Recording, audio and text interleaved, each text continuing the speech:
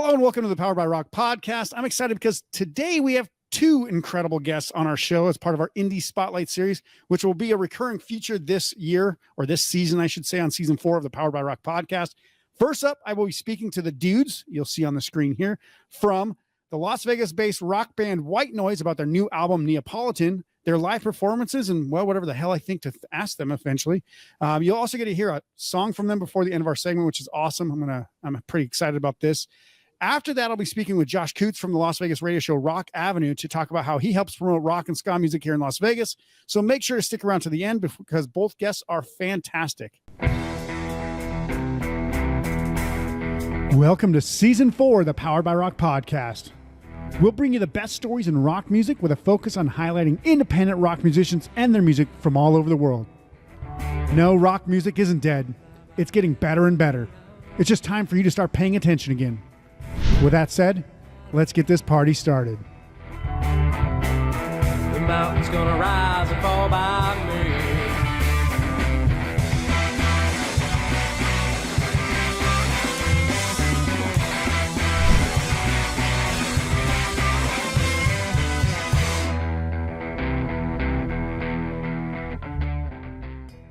Hey, everybody. Welcome to the Powered by Rock podcast. It's my pleasure to be speaking with the Vegas rock band White Noise today.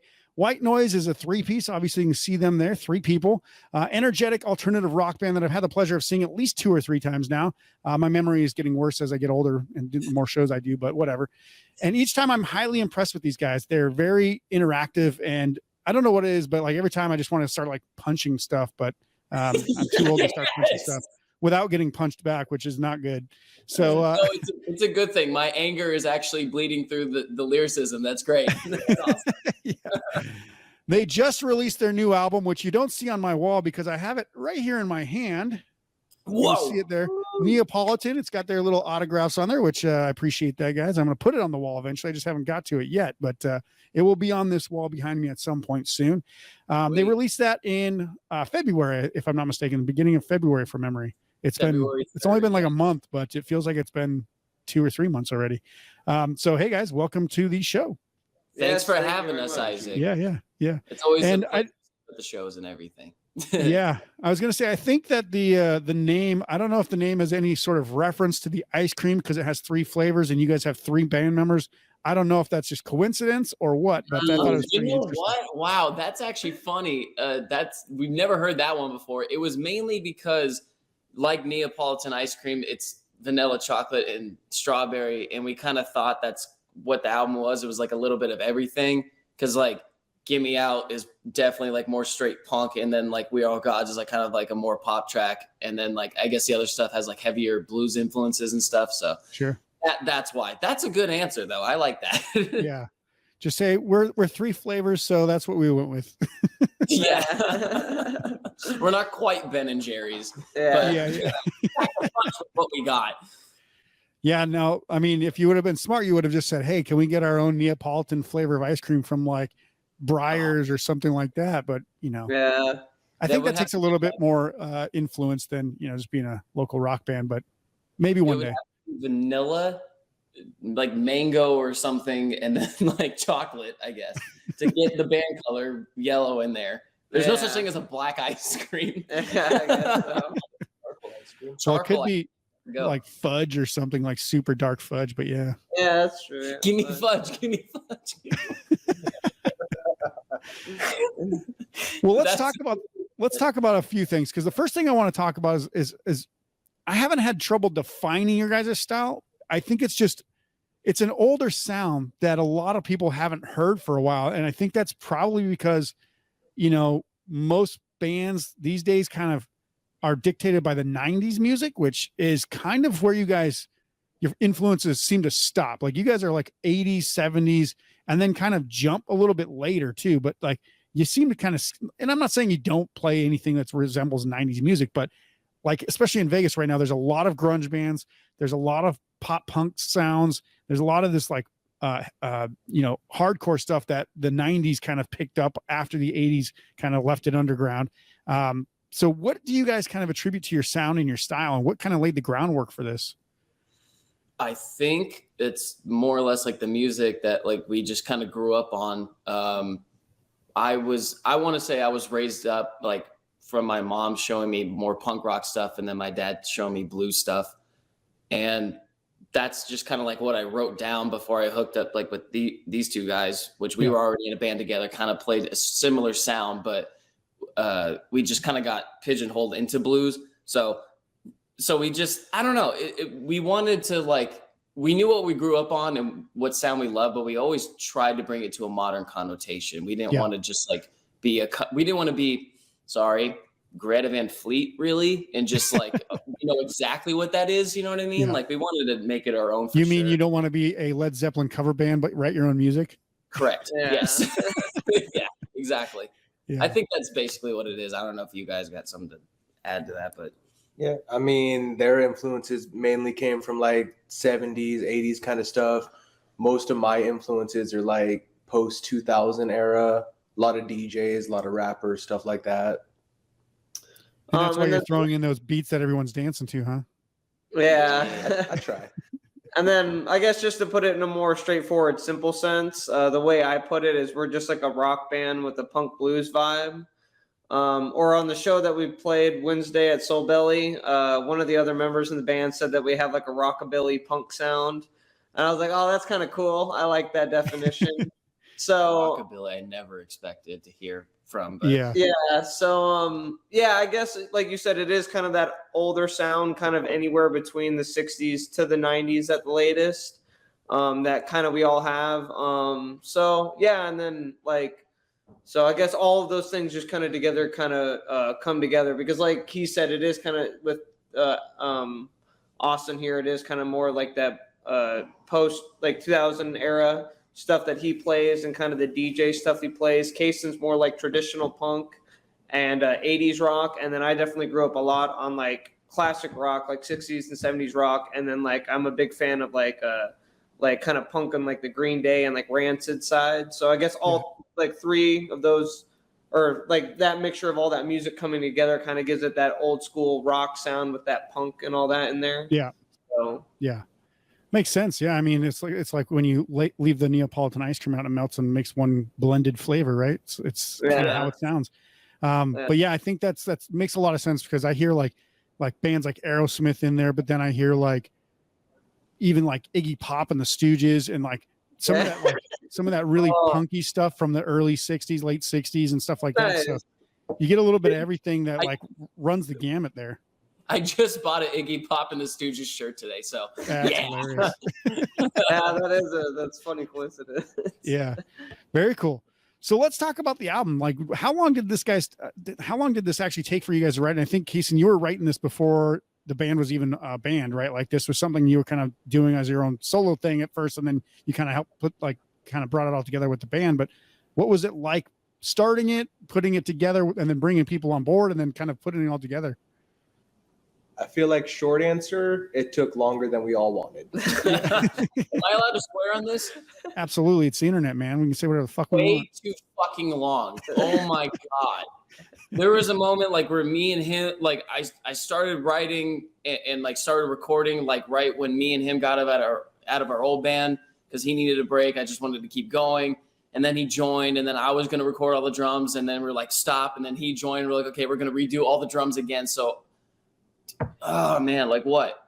A year and a half process or something like that? Pretty much. Yeah, pretty much the whole time that we've been in a band. Maybe even longer because with him, like you said, like before we were in the band technically, him starting the band before, I guess it was like a two and a half year process, but we've been a band for about a year and a half. Yeah. And we've been practicing and playing that whole album since we became a band. And yeah, a little. Yeah, we've practiced those songs a bunch now, but it was basically. So does it feel like you guys have played these songs to death already, even though this album just came out like a month and a half ago? Yeah, absolutely. Much, yeah. I mean, we're already looking forward to the next EP. Yeah.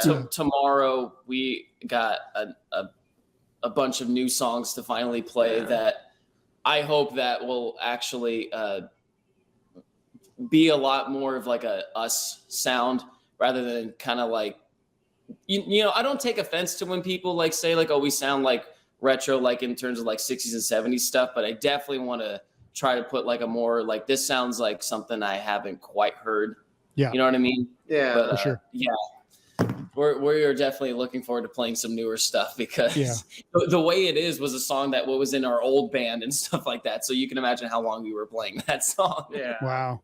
Yeah. And I will say that, especially like, because I still write and record my own music, which doing things yourself, when you're just doing it yourself, you tend to not make it as, I guess, full sounding. Like it doesn't have outside influences. It's just like, it's, to use a color phrase, it's monochromatic. It's one point of view, right? So like when you try to put songs together on your own, it doesn't come out as good as like if you just started writing a song with a band like right then and there, right? Like every time I've ever written a song when a band's there, I'm like, I don't even have to really write the lyrics for this. The song is so fucking good already. Like all I have to do is kind of like patchwork together some lyrics, and it's already one of our best songs. I'm like, this is better than me sitting down for like 2 hours writing a song by myself because I just don't have any inspiration at that time or whatever, but I want to write a song. And so I think when you get a band together, you start to find these like synergies or whatever you want to call them, that like, it's just, I don't know. It's like fucking magic where it just like happens and you don't even know how it happened. But then you're like, hey, we got new songs and that shit was awesome. How did we do that? And it's like, well, there you go. There's a fucking album now. Yeah. It's cool when one of us puts an idea out there and then like somebody else will like just incorporate just like, even if it's like just a simple drum fill, like I never would have thought to do that. You know what I mean? And it just makes it sound so much cooler. So I pretty much couldn't agree more. Like, goodness, I just lost my train of thought. But I know, right? But I pretty much just couldn't agree more. So, actually, what I was gonna say is, before I even joined the band officially with Kason, he asked me to do one of the bass lines for the song "Nowhere."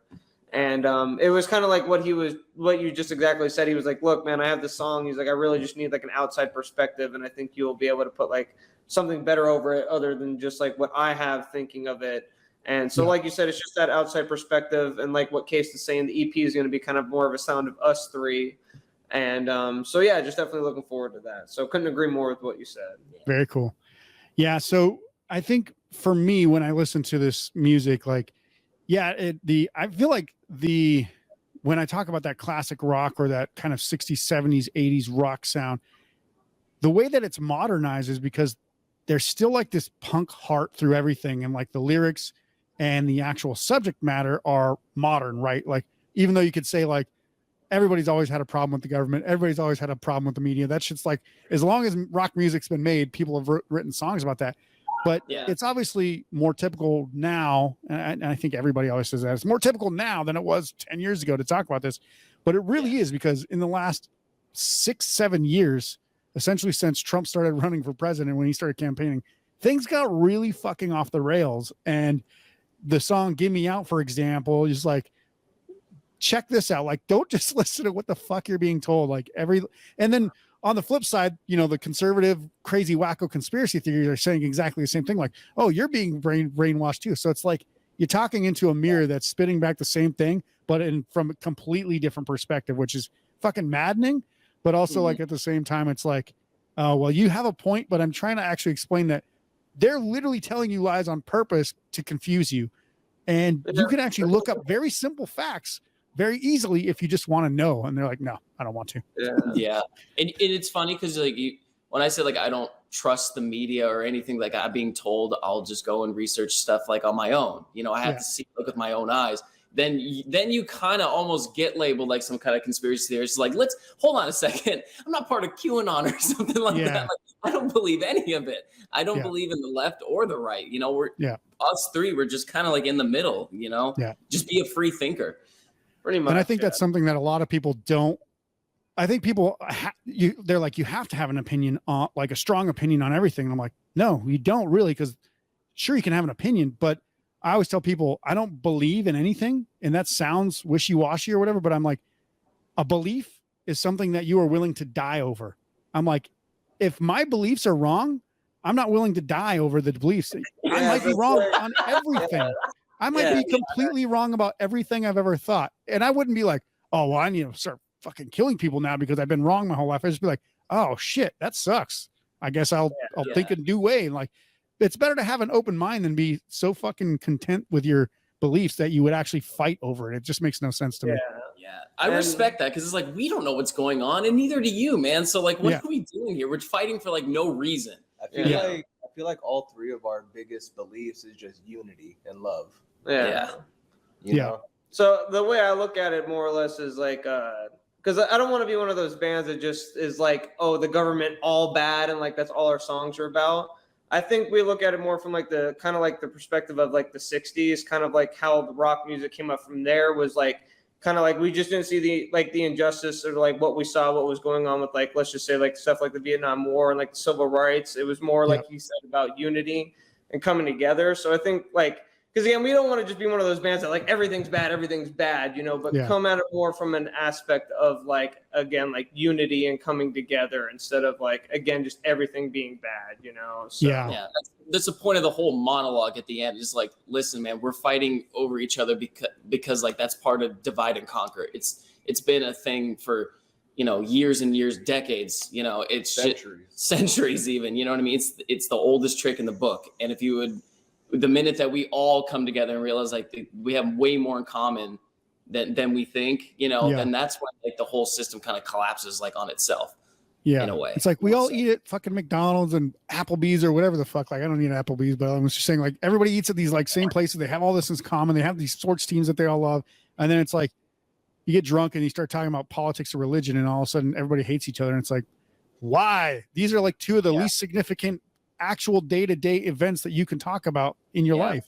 Like I guess the last thing I'll say about that is like that's the beauty part about music is because like every show that you can go to, you'll look to somebody to your left or your right that you may have like politically or like whatever, like you will not have like you have nothing in common with each other. But like, look, we're all sitting here and we're enjoying this thing right here, and like nothing else matters. But that it's like, and you can be there and you can put your arm around like, I love you, dude. And they'll say that back. You know what I mean? That's the cool thing about music.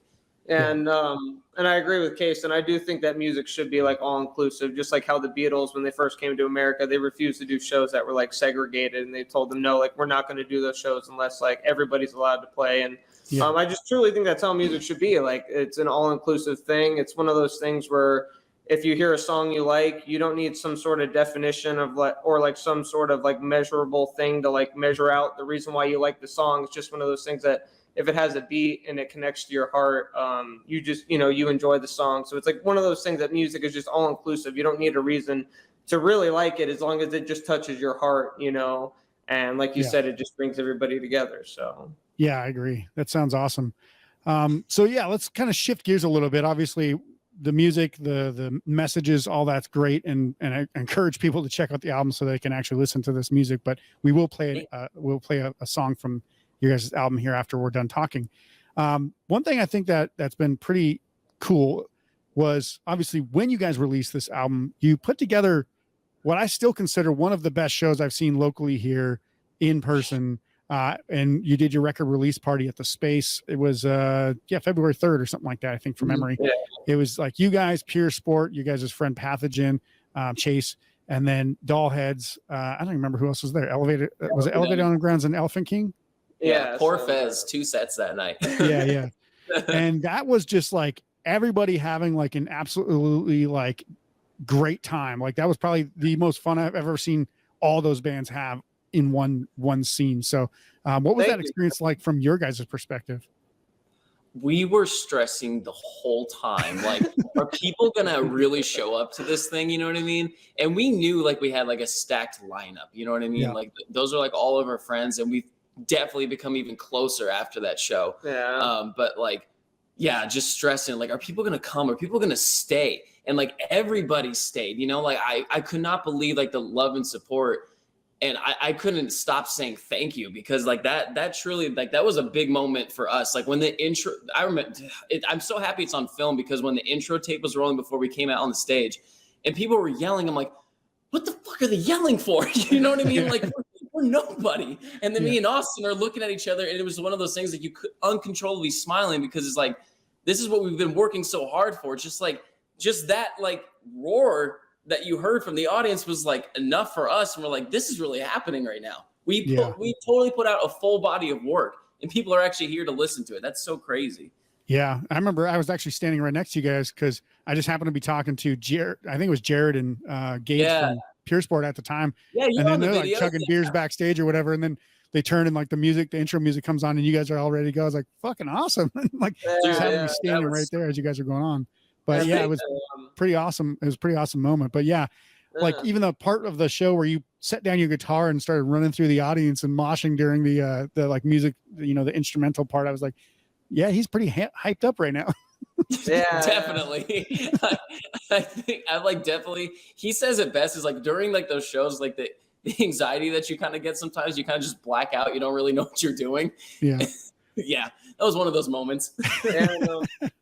Yeah, just like Pure Sport had said when they made a post about the show, they said that it just seemed like there was something special in the air, and definitely how it felt because, like Kason said, we were pretty much all friends or had known all of the bands before that, played a show with them at least, and so it did feel like a special night that we were all like, it was just basically a big group of friends coming together and like playing a show together, and it was a really fun night. So, and thank you for the kind words about it being such an awesome show. So thank you. We tried our best. So Part 2, hopefully coming soon. Yes. Yeah. If I was a better photographer, I would have got even better images, but I'm what I call a journalist / photographer, not a photographer / journalist, if you know what I mean. Yeah. Hey man, you captured the moment on a camera. That's you're a photographer. Yeah.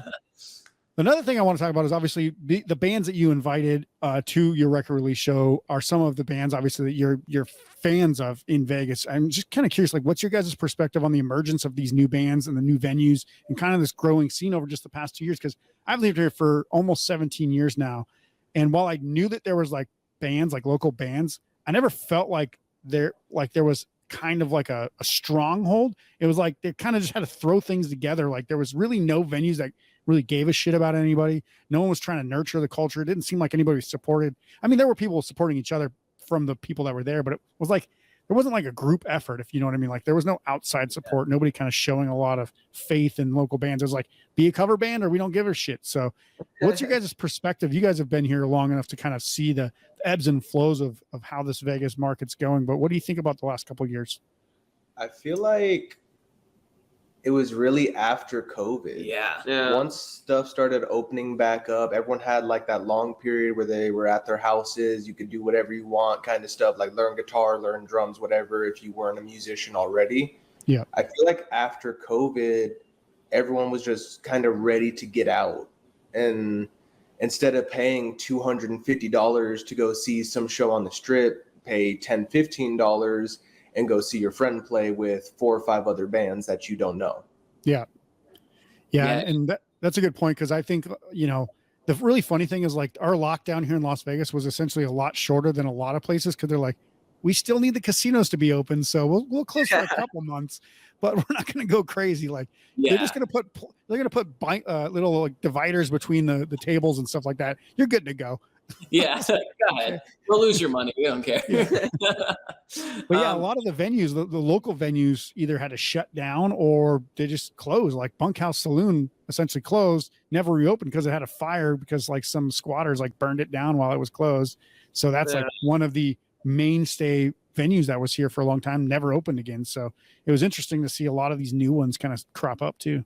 Yeah, I think like we weren't really involved like in the all ages kind of scene that much prior to COVID. Because like, like I would always dream like, man, do I got to go out to LA to like, I would always long for like that CBGB, like punk era scene, like, where everybody came out to the shows.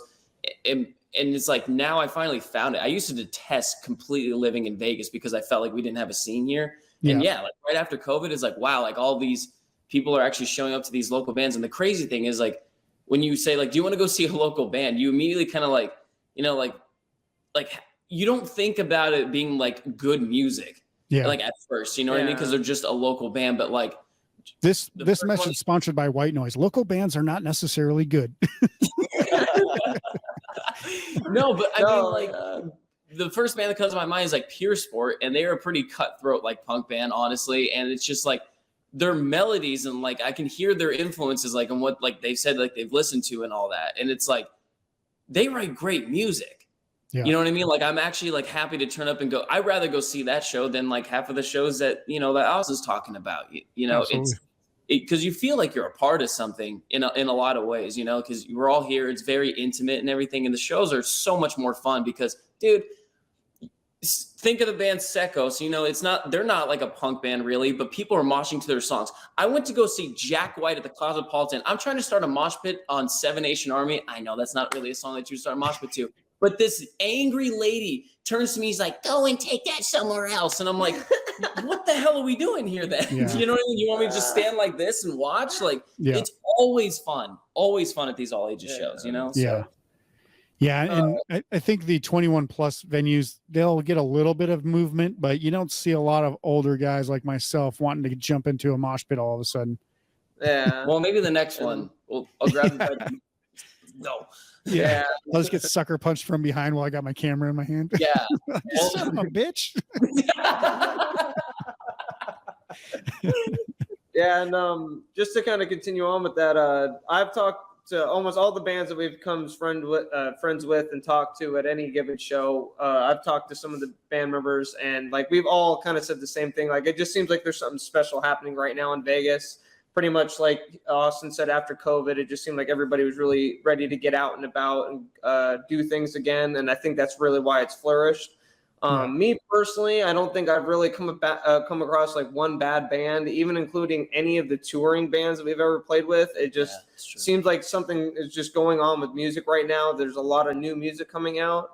And to also add on to what you said about all these new venues popping up, like when we played our first show at the Griffin a couple weeks ago, the sound guy that was doing the show for us, he said that like the Griffin's always done shows, but he's like right now it's like really ramping up and they're pretty much looking to do shows all the time now.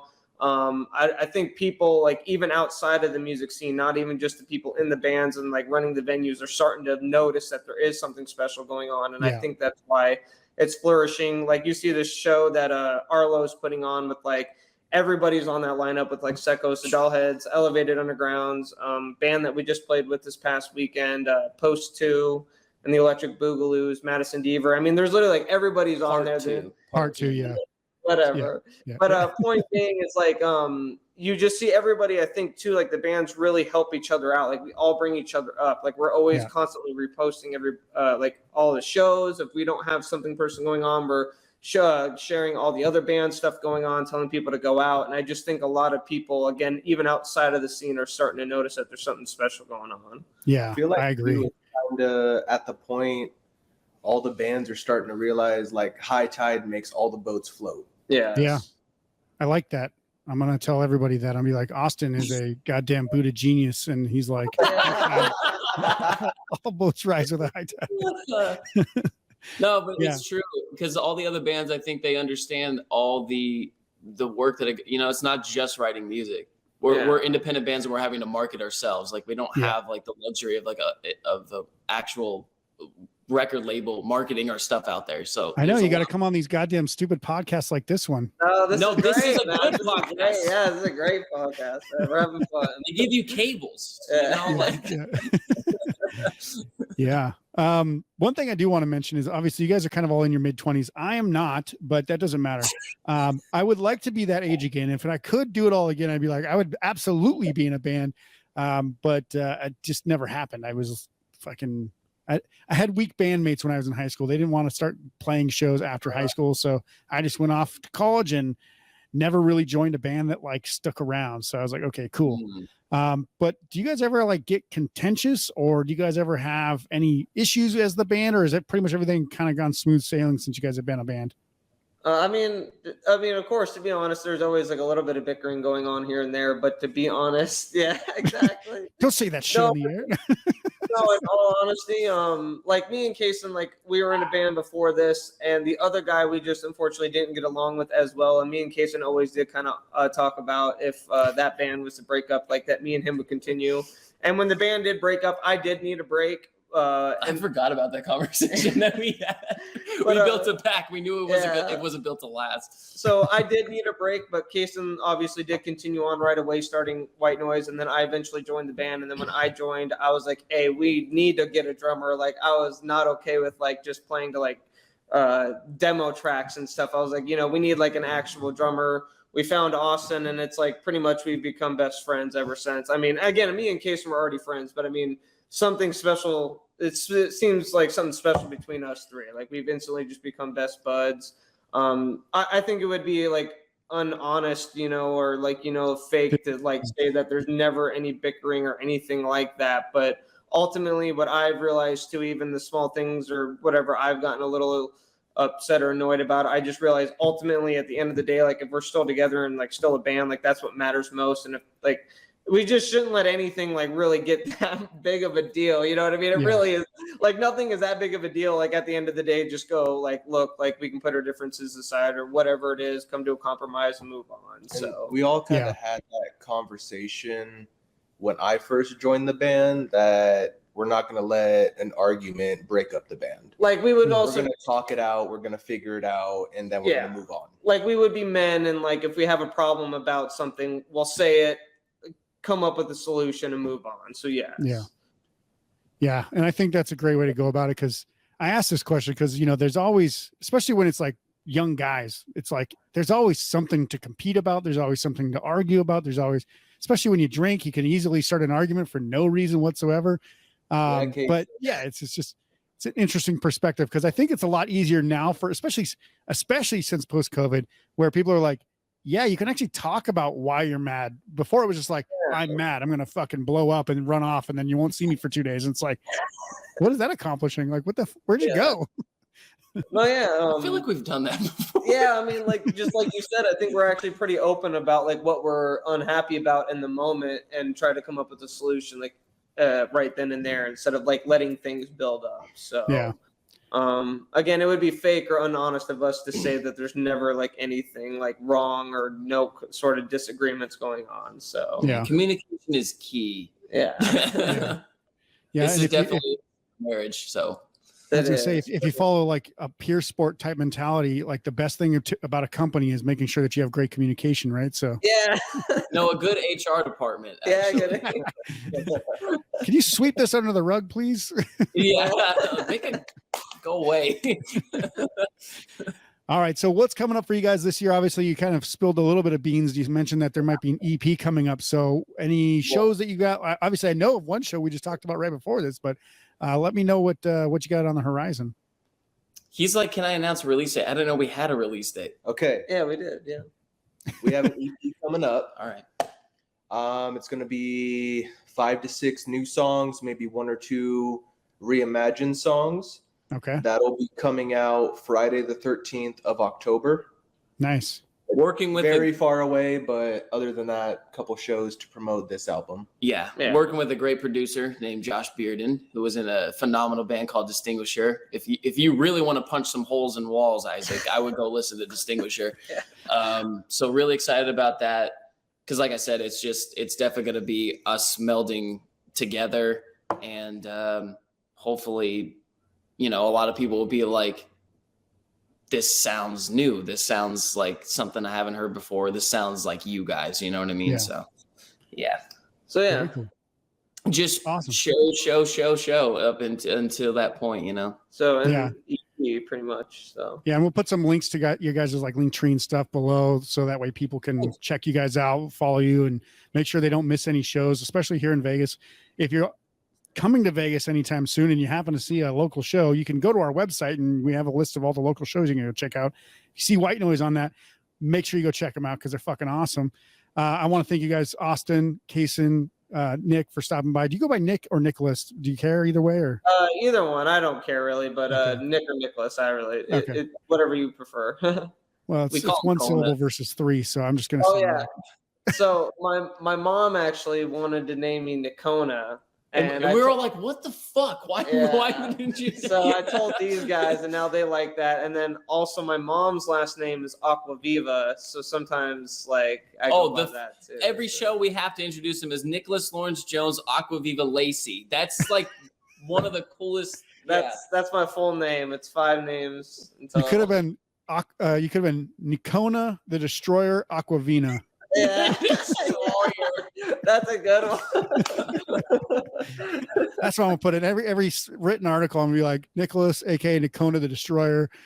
Yeah, I like Conan that. the Destroyer. That's Sound like a good comic one. book character. I know, that's Yeah. great. You gonna be the next Marvel villain or hero? I'm not sure which one. The Destroyer Yeah, I sounds more like know. a villain, but it could be. Anti-hero. Yeah. Yeah. Yeah, I know.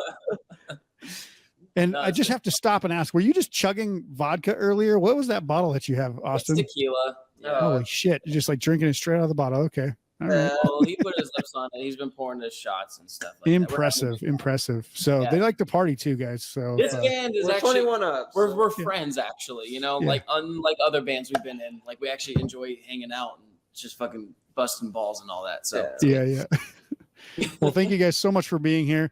I'm Thank going to you. play the song Gimmie Out. It's going to be the music video. I just want to make sure that I have permission from the artist who actually put this song together to play this so that YouTube and Spotify and all these, algorithms and robots aren't going to take it off the air. But you guys have, do I have your express verbal consent to play this Yes. video? Absolutely. yes, absolutely. Sweet. Awesome. So right now you're going to hear the song Gimmie Out from White Noise to play us into the segment break, and make sure to check out all the links to their music and social media below this episode. And we'll see you in a few minutes.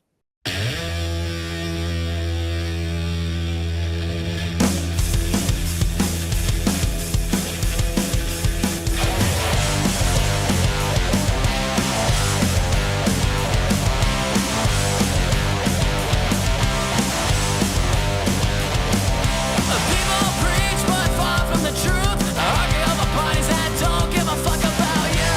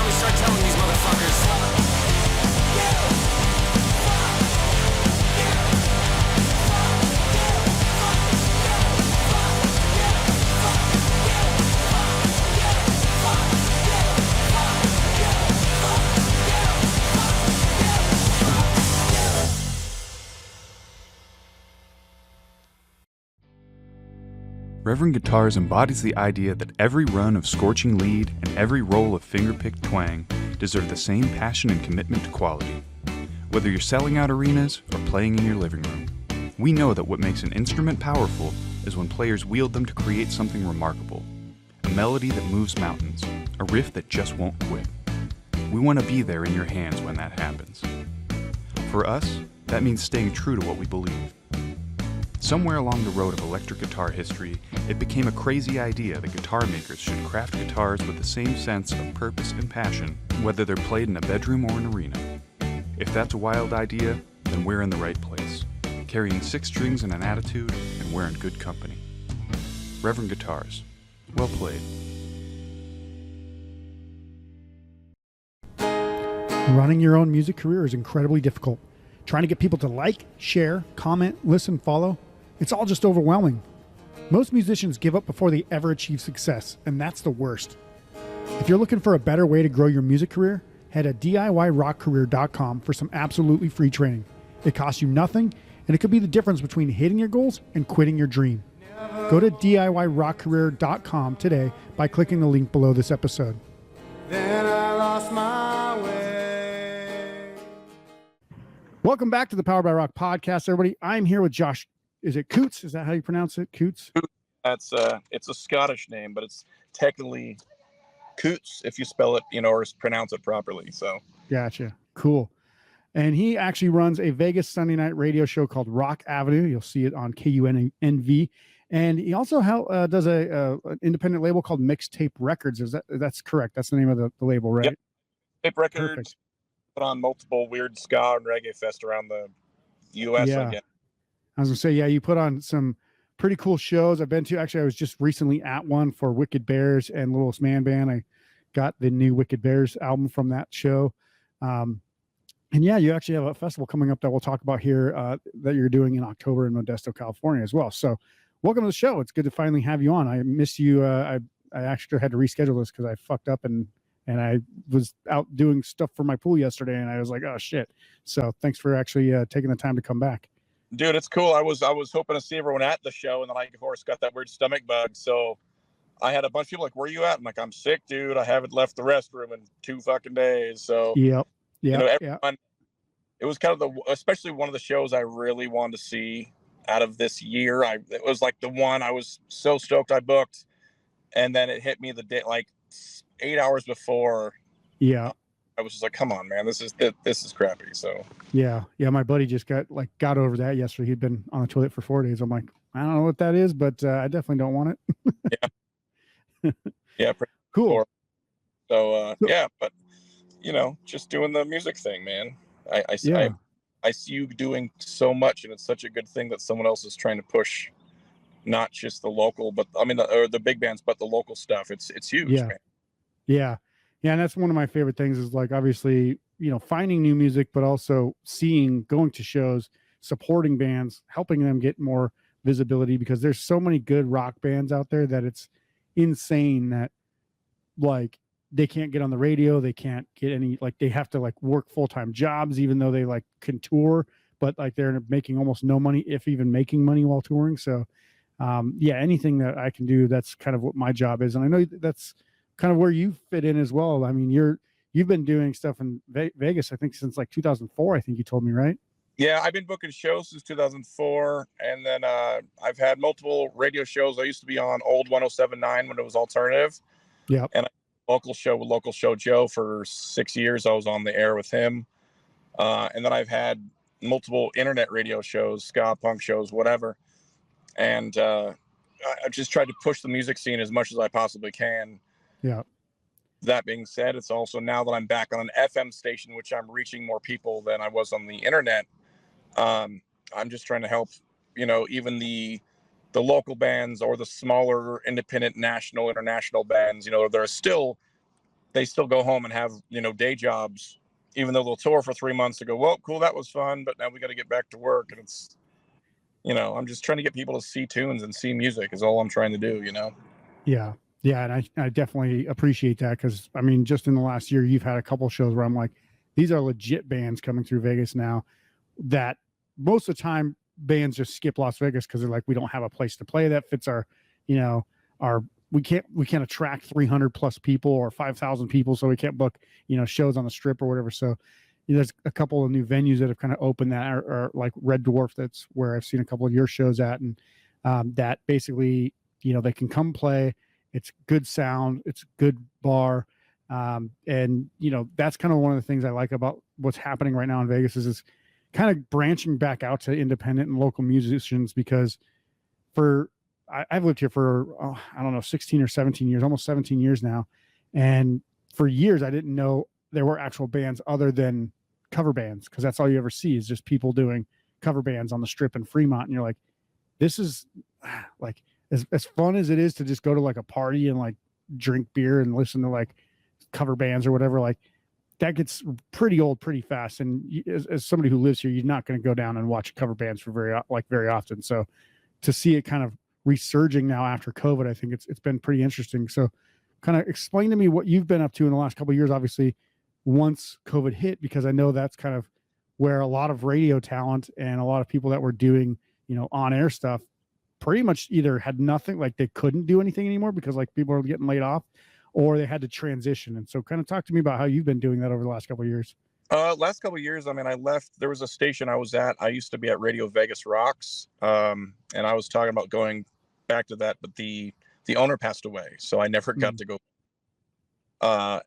And right after, you know, it was right when pandemic was just starting, but he was still kind of doing things. Everything was slowly starting to come back, bands wise, whatever.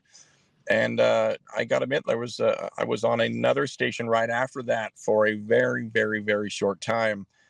And I don't know how true this is, but this is exact what the owner told me is the reason why the station shut down is apparently his tower got struck by lightning, so it basically blew everything at the radio station.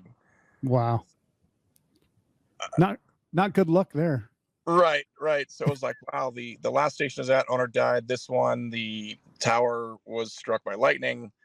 Awesome. So it was basically, I was on the air for 6-8 months and then off, and then on for another couple months, and then was off again.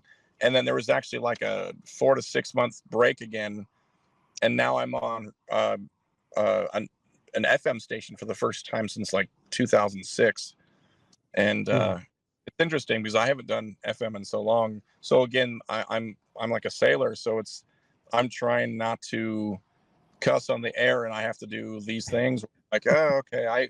I go, guys, for anyone that comes on as a guest, it's harder for me, trust me, in that to not cuss on the air. Yeah. And I have to sometimes script myself, at least for a general, like, all right, don't say that, you know. And I know we had a band, One Way to Paradise, on the air, and that was the first band I had on my show when I came back.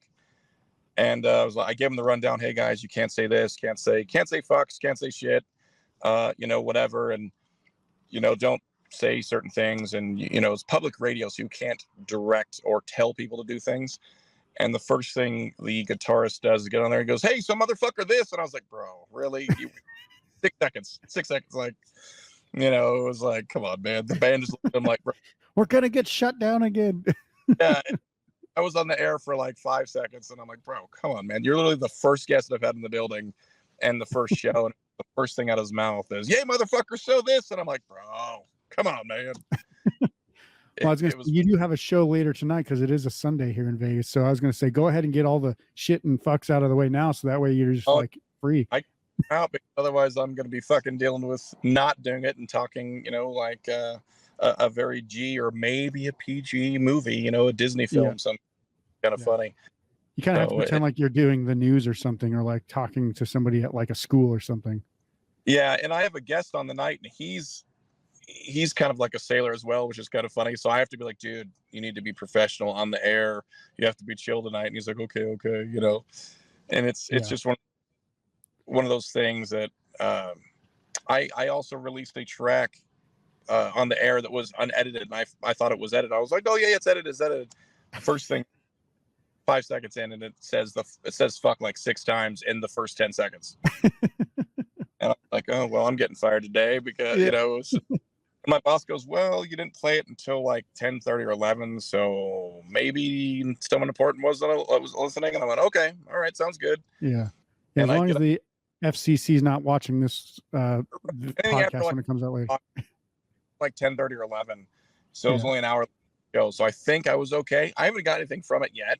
Yeah. So who knows? Maybe I'm in the, but you know, it's still one of those things. Like I'm just trying to play as much tunes as I possibly can. I try and squeeze as much as I possibly can.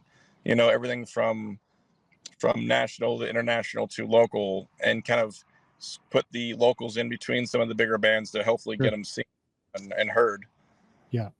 You know, Yeah, and I think that's the way to do it, because you can't just play one or the other, because like you can't like neglect the local scene, but you also can't just put that at like the forefront and make that the main thing, because people still like to hear national acts and still like to hear like other big bands every once in a while. And so it's like, yeah, I mean, I grew up in North Dakota. We didn't have local bands. I was in one local band out of like 5. So we had to listen to big bands that were on the radio and stuff. That was all there was. So there's, you know, to reach a larger audience, a lot of times you have to reach out to bigger bands or play their music just so people kind of relate to what the show is, because they're like, you know, Green Day helped open the door for thousands of other bands. One band that you put on your show might be like, hey, that's a cool band. I only stopped on the style because I heard, you know, Green Day or whatever, but then you played something else afterwards that was awesome as well. What is that? And then they figure that out. So it's kind of one of those things that's like a catch-22, because it's like, sure, those people already have enough money and don't need the extra exposure, but it's like those things keep people kind of sticking around too. You know what I mean?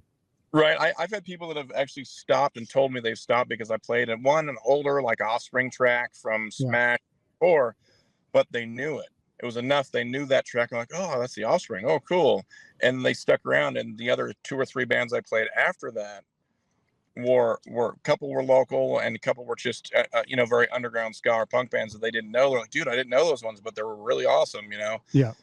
That's kind of the thing that, you know, I've had people going, oh, dude, but you threw in a random offbeat Beatles track, but then it went to a really underground punk tune. And that's, you know, if I could do that and get someone introduced into some new tunes, that's actually kind of cool. The average person I'm listening now is between like 17 and 75 on my radio show. That's crazy. I have a guy that calls in is like the most redneck dude ever. And he calls me every week, but the way he explains how he likes the music, and he's like, I love that. There's that, you play the punk rock. I fucking love the punk rock. And like the ska music. I love the ska. And that's how he says it on the phone. It's the funniest thing I've ever heard in my life. But he's like, keep playing the punk rock. I'm like, all right, man. You know, like I wasn't expecting you to enjoy that, but he fucking shows up and tunes in and enjoys the tunes every week. So, you know, it's interesting.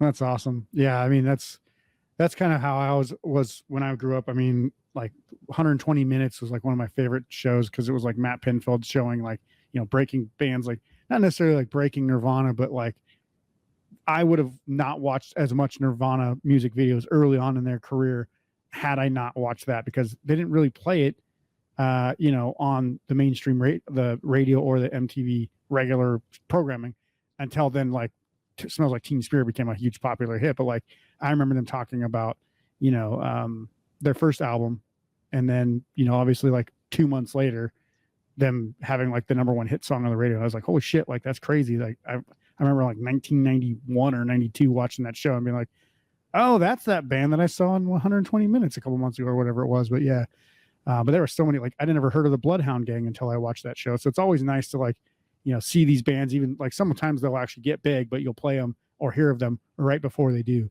Like I saw Sum 41 in concert right before their big hit Fat Lip came out. And I was like, oh, that's that freaking band I saw with Real Big Fish at like some tiny little concert hall in Eugene, Oregon. That's pretty sweet. Right. I remember seeing Blink opened up for Real Big Fish. It was this thing in the Bay Area. I'm from the Bay Area. So it was this festival called Camp KOME, was our radio station. KOME put it on. And they had the main stage, which had like Smash Mouth and No Doubt, the big ska punk bands. Yeah. But like Smash Mouth was playing punk and ska at the time. And then you had Social Distortion and Dancehall Crashers. But then the small stage it was like Less Than Jake, Bucko 9, a band called Salmon, and then it was Blink, and then Real Big Fish. And it was a lineup. It was like 8 months. This is like 1997. So it was like a year and a half before Blink became the bigger of all those. Yeah. You know, or it was 99 when Blink hit pretty much the mainstream radio, or 98, Yep. you know. So it was like a solid year and a half. But it was like Real Big Fish was the big band on MTV or the radio at the time that headlined over Blink. And it would trip me out because like 6-8 months later, Blink was not only doing the headlining, but they were doing the arenas. You know, they were doing the 10,000+ or 20,000 person venues or whatever. Yeah. And Real Big Fish, the biggest I think they doing is 3,000 to 5,000. Still a huge amount. I mean, you can't beat that, but they're not. Real Big Fish is never doing the arenas, you know. So it was trippy to see them head over Blink, but then 8 months later, Blink was the opposite. And then doing something 5 times the size. Yeah, exactly. And that's crazy.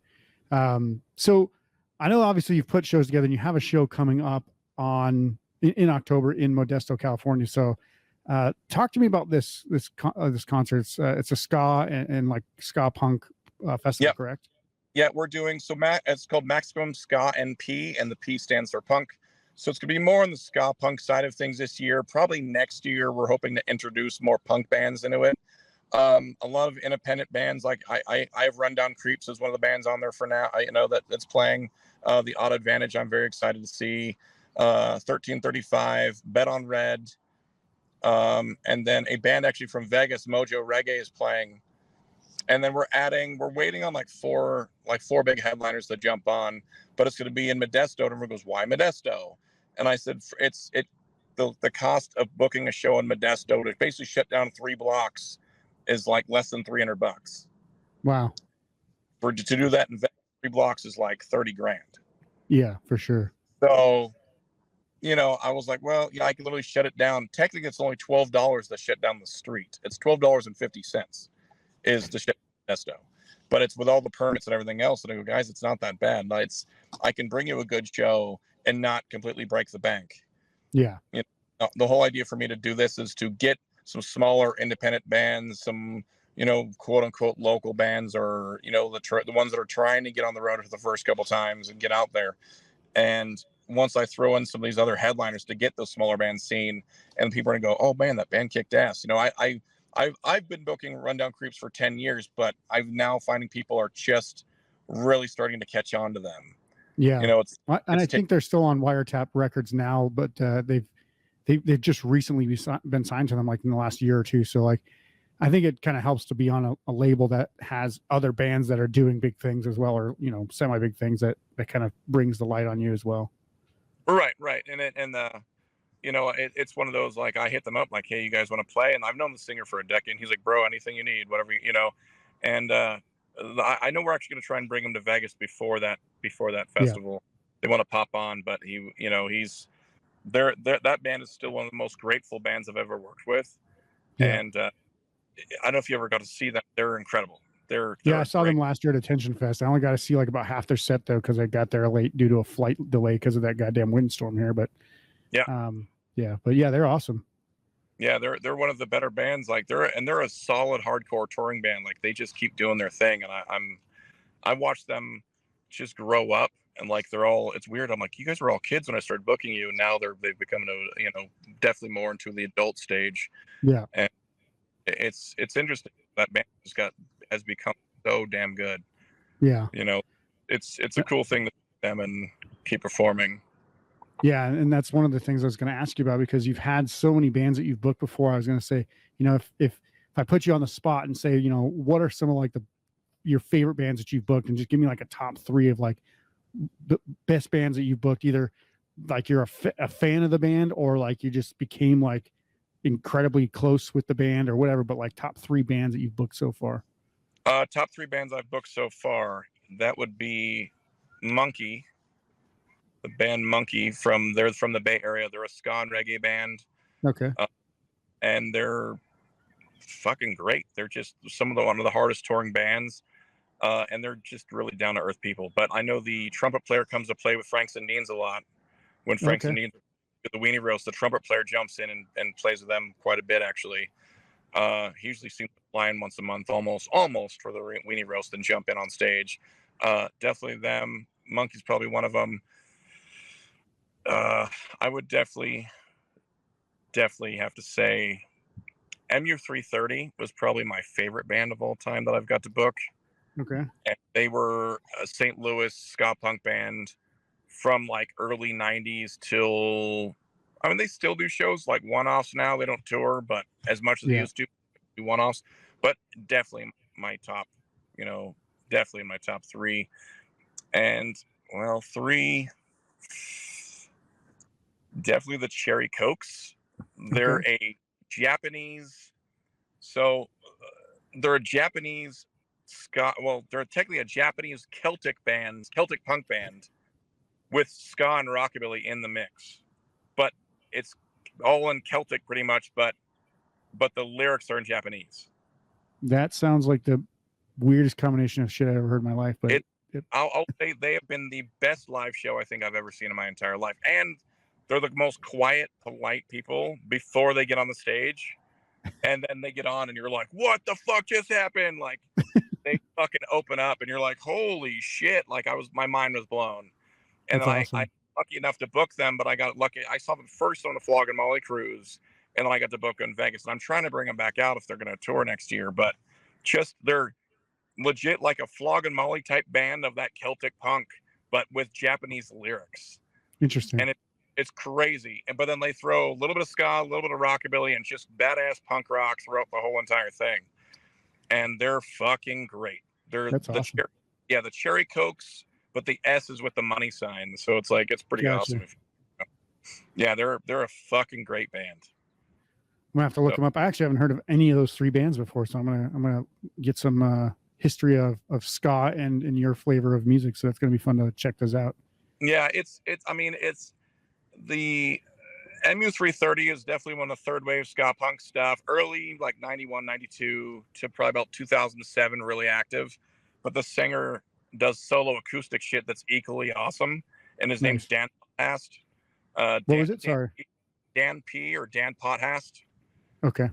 And just fucking his solo acoustic shit equally awesome, but he was the singer of MU330, and they're just fucking great. So it's it's just anything I've seen that band do is solid. Very cool. And then I was going to ask you as well, it's like, what do you think is probably the best show you've ever put together, and who was on that bill? Realistically, the best show I've ever put on was probably Viva Ska Vegas, my first one. And Viva Ska Vegas 1, that was, I guess, 10 or going on 11 years ago. But it had the Aquabats, it had the Scada Lights, MU330 and Monkey both played. Mike Hero played.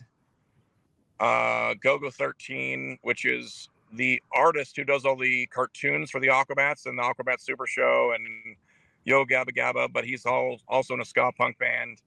A band called La Banda Scalavera, which is a Spanish ska punk band. The list just kept going. It was like Voodoo Glow Skulls and a bunch of shit, but we had like 15 bands for $20, $25. Wow. And then there was a big after party, and it was just nuts. Like we did an after party that we took over all of Henderson at the Henderson Event Plaza and sold it out. So ska shows don't sell out in Vegas, especially 10 or 12 years ago. And with that being said, it was the first time that venue we did over 2,000 tickets.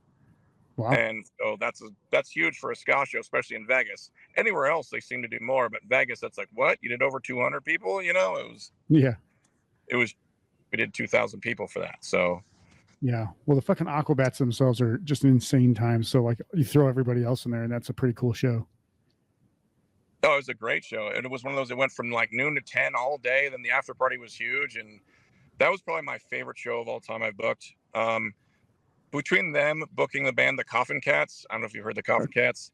Yeah. Detroit, Rockabilly Psychobilly. I've been booking those guys for almost 20 years.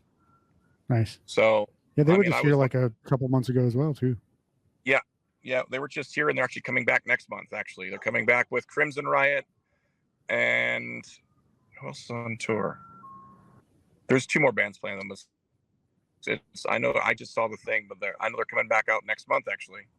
Nice. So, which I'm excited for. Yeah, I was going to ask you, what other shows do you have coming up? Obviously, you got the festival, but do you have any other local shows coming up? I have actually a couple shows. I have one on St. Patrick's Day at Red Dwarf. It's actually One Way to Paradise, Last Real Hero. They're the touring band from Southern California. ska punk. They're fucking great. We have AJ White from White in the Ashes opening up, and then we have Robert Stokes Band, and he's going to close out the night. But that's actually my birthday show, so it'll be my birthday. Happy early birthday! It's a pretty good birthday. I actually have a friend that was born on the same day.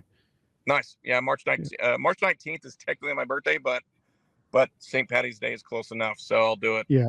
You know, and then the following week on the 24th, get another show at Red Dwarf, but I'm doing the Amalgamated from San Diego, Mojo Reggae, Robert Stokes, and then we have another band we're adding still, but they're probably gonna jump on. And actually a band that I booked a couple weeks ago called Epic 18 might be jumping on that, because they're a last minute thing that might be coming through town, so they might be jumping on the show.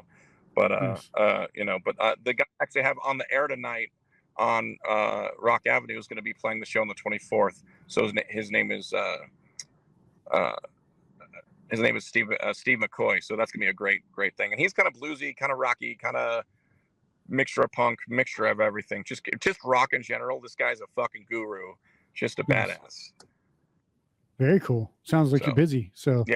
And that's just in the next couple of weeks. So I don't know if this will air before or after that, but yeah, I mean, I've seen all the flyers for all the shows that you have coming up that have flyers so far. And I was like, that's going to be a good show. That's going to be a good show. And every time that I've seen one of your shows, I think it's been 2 or 3 now, I'm like, these are all great shows. Like from top to bottom, every band is awesome. So that's always a good time when you throw on the show. I'm just trying to bring good tunes, and the owner of the bar has been like, dude, your talent is ridiculous. You know, you keep bringing these incredible bands through. Dude, I don't like to go to shitty shows. So it's trying to book a band and try and book bands that people actually, even if you've never heard them, going, all right, I can get behind that, you know, and I could actually fucking put that on a regular, and I could listen to that band and just fucking have a great fucking time. And that's a lot of it. What if it is, you know, if the band's awesome, then fucking come enjoy it. Yeah. And that's kind of what I'm just trying to bring good tunes to Vegas, you know, check out some independent ska, punk and rock and blues and whatever the fuck else you haven't seen. Just support live music. And for Christ's sake, put fucking phones, people. Enjoy the show. Enjoy the fucking show for once. Yeah, take exactly. A quick photo, take a quick video. Yeah, you don't need to sit there and stare at your phone when you're watching a concert. It's happening in front of you. Like, that makes no sense. Yeah, I tell people, look, take your quick photo, take your quick video, then put it down. Enjoy the fucking band, because you're gonna miss something that you're gonna go, oh, I should have just watched, you know, versus seeing it through a fucking tiny hole in your camera. It's like, come on, guys, actually, you know, that's my biggest pet peeve, that I watch people just stare at a phone the whole time. I'm like, are you ever gonna watch that video ever again? Realistically, probably not. You know, you might maybe in 10 years go, what the fuck is this? And forgot about it. You know, it's that's just kind of my opinion. I'm also exactly right. So we'll wrap it up, because I know you got things to do and you're busy and you're going to have a full day ahead of you. But give me one song recommendation that you've heard lately that you think would be a good recommendation for Powered by Rock fans. Could be a song, could be an album, it could be just a new artist, but something new that you probably heard in like the last year that you're like, if you haven't checked these guys out, go check them out. One band, I actually have the CD on me, which is kind of funny. This band here, maybe you can't see it, the Von Tramps. Okay, yeah. They're like punk. They're a punk band from Minnesota, and they have a little bit of ska influence, but they're like 98% punk with a couple upstrokes. Female fronted. They're fucking badass. Everything from their first 2 albums killed it, and this is their new one that just came out like a week ago.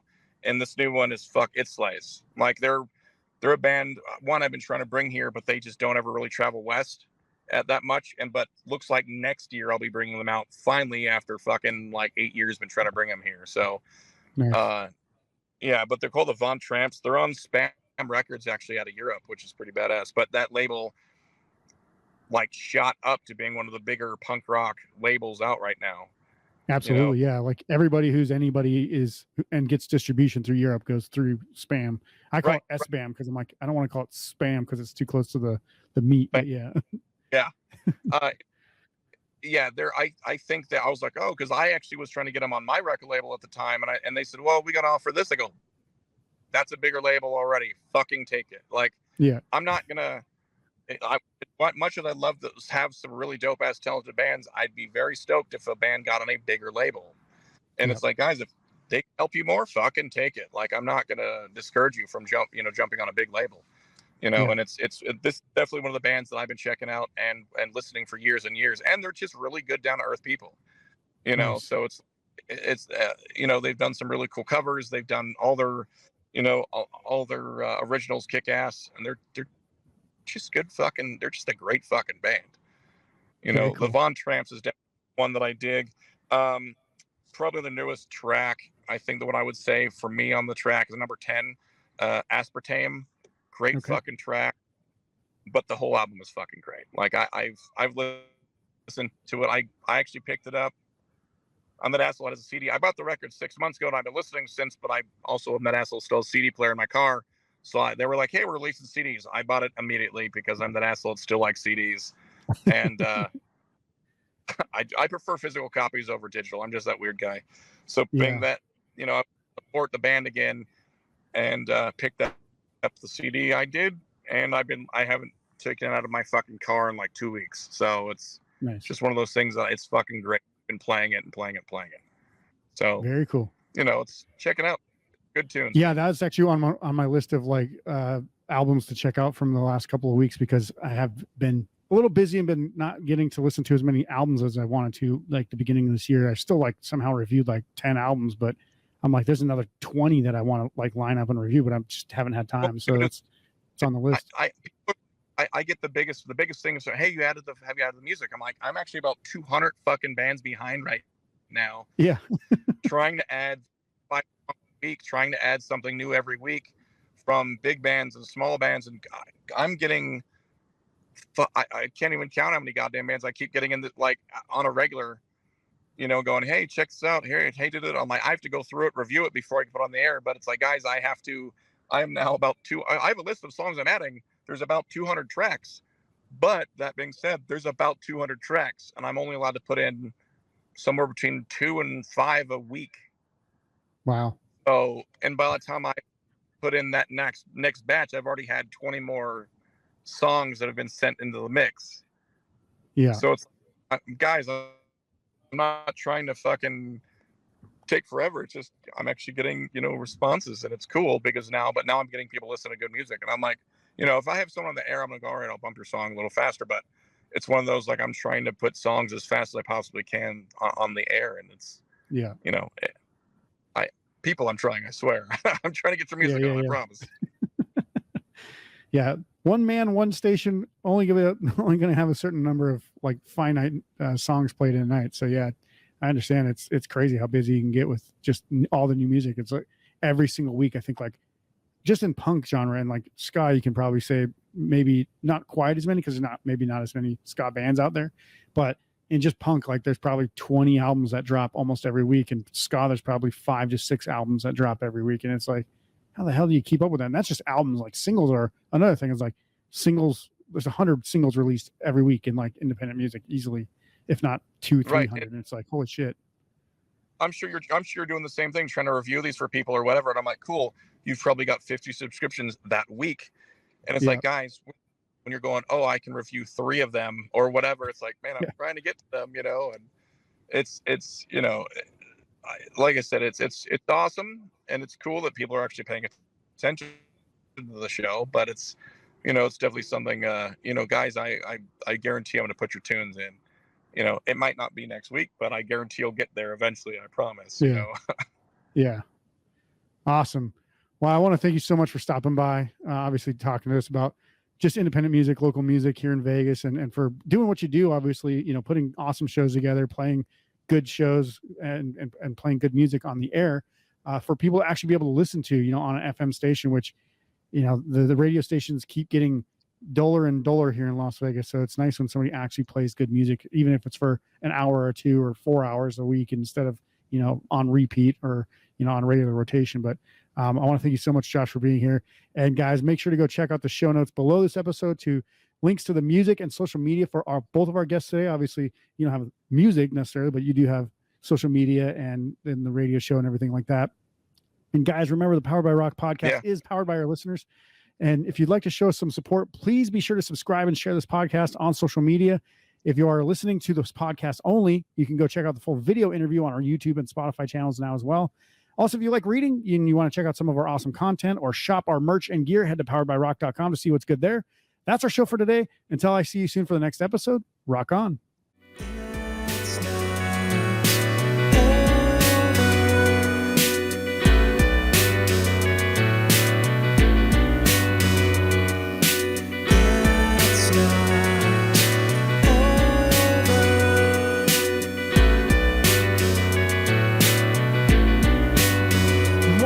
Supposed to be